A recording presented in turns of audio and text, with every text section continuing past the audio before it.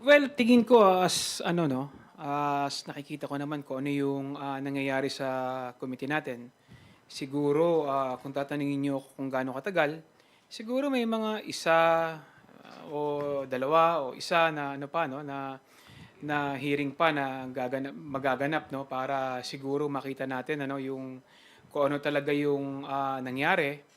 Nakakalungkot lang dahil talagang, pinipilit nilang, itago 'no, kung saan napunta yung ano 'no, yung yung pera at saka yung responsibilidad, regarding sa pagkukulang sa pag-iingat ano, ng pera ng ating pamahalaan.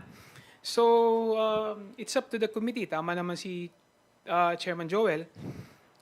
Kailangan pagdesisyonan niya ng bawat miyembro at, yung aming committee report, eh, kailangan i-submit sa plenaryo at kailangan din, kailangan din naming ano 'no,